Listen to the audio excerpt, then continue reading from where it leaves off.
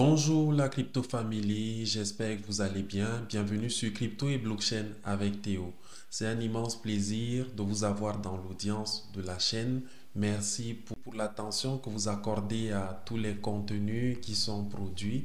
Et aujourd'hui, nous allons aborder un sujet lié à une publication de P-Network par rapport à la période de grâce, une période de grâce qui implique en fait que les pionniers passent leur KYC et soumettent tous les éléments qui sont nécessaires à la migration. Il faut noter que nous sommes au premier quart de l'année 2025 et c'est une période durant laquelle aura lieu le mainnet ouvert de Pi ou l'open mainnet de Pi.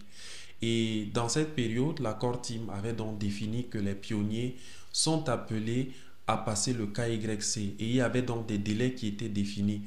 Initialement, la période de grâce était définie pour 6 mois. Elle a commencé le 1er juillet 2024 et elle était appelée à s'étendre jusqu'au 31 décembre. Mais arrivé au 31 décembre, la Core Team a estimé qu'il était nécessaire d'accorder encore aux pionniers un délai supplémentaire. Et dans ce sens-là, le mois de janvier a été accordé initialement comme étant le seul mois où les pionniers pouvaient encore se battre pour pouvoir soumettre tous les éléments nécessaires pour la migration. Après cette période, arrivé donc à la date du 30 janvier, il s'est avéré que il était encore nécessaire d'accorder un délai supplémentaire aux pionniers. Et c'est ainsi que la Core Team a fait la communication hier donc sur le fait qu'un délai supplémentaire pour le mois de février qui va s'étendre jusqu'au 28 est donc accordé aux pionniers pour soumettre leur KYC. Donc la période de grâce est passée de 6 mois à 8 mois actuellement. Et elle va donc vraisemblablement et très clairement arriver à son terme en fin février. On ne sait pas si après cela, la Core Team va accorder encore un délai supplémentaire. En tout cas, ce qui est défini pour l'instant, c'est que on a un mois supplémentaire et il est donc question qu'on se grouille dans cette période-là pour pouvoir soumettre les KYC. Donc, on est appelé donc à inviter ceux de notre équipe, nos amis qui sont dans le projet, de passer leur KYC, leur vérification d'identité durant cette période supplémentaire qui est accordée. Personnellement, dans mon équipe, il y a un bon nombre de personnes qui n'ont pas encore soumis leur KYC. Je me bats comme je peux et progressivement, il y a des personnes qui sont en train de franchir ce pas-là. C'est la situation avec beaucoup d'autres personnes. Et en fait, on a ce délai supplémentaire pour encore favoriser que beaucoup de pionniers puissent profiter de la migration et de l'open mainnet qui arrive donc au plus tard en mars 2025. Donc, avec cette période de grâce, il faut dire que ça n'aura pas d'incidence sur l'open mainnet. Et la Core Team a été claire par rapport à ça. Elle a formulé le fait dans son message que l'open mainnet pourrait avoir lieu soit avant cette période de grâce-là, soit après. C'est-à-dire qu'on pourrait avoir l'open mainnet soit en février-ci, soit en mars. Et la communication qu'elle a faite sur notre application est claire. Elle dit: les dates limites de KYC et de migration vers le mainnet pour la période de grâce ont été prolongées jusqu'au 28 février 2025, garantissant aux pionniers un délai supplémentaire et la possibilité de sécuriser leur PI. Cette extension fonctionne indépendamment du calendrier de lancement de l'Open Mainnet. Je relis.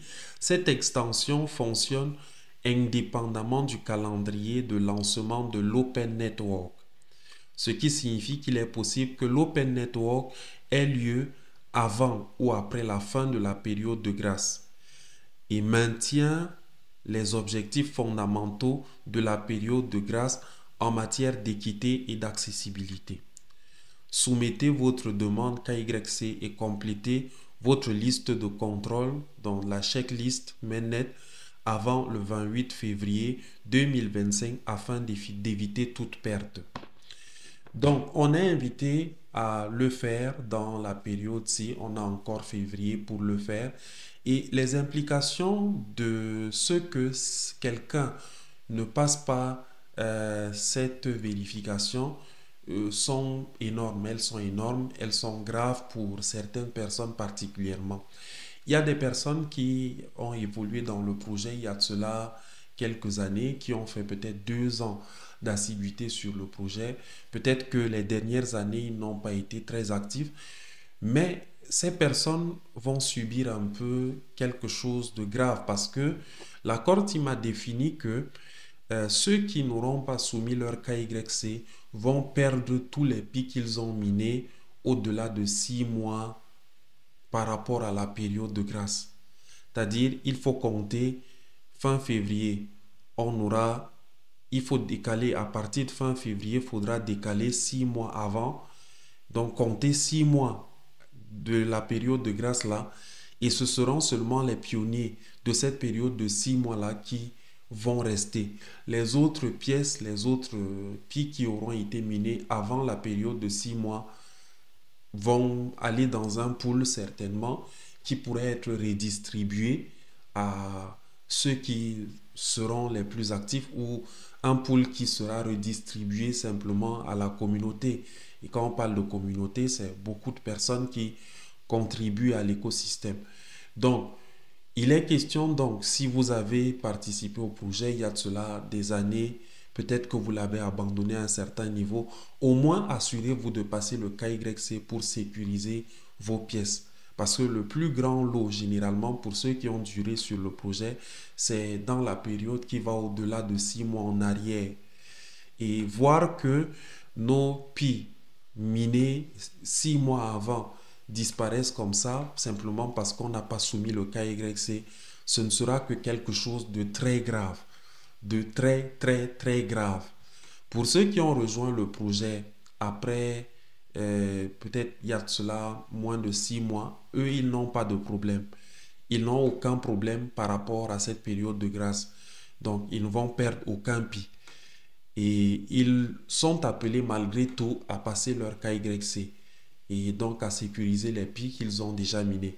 Mais maintenant, pour ceux qui ont été dans le projet bien au-delà de ça, vraiment, faites tout votre mieux pour passer le KYC. Si vous avez un problème, par exemple, d'identité, assurez-vous d'avoir une pièce d'identité éligible au KYC. Donc, faites tout votre mieux, récupérez votre compte, par exemple, et assurez-vous de passer le KYC. La récupération de compte, elle est très simple. Elle passe simplement par le numéro avec lequel vous avez créé le compte ou par le compte Facebook avec lequel vous avez créé le compte. Et puis, à la suite, vous soumettez, si vous avez oublié le mot de passe, vous signalez l'oubli du mot de passe et vous suivez la vérification de votre numéro qui permet de réactiver votre compte ou bien vous passez via Facebook simplement.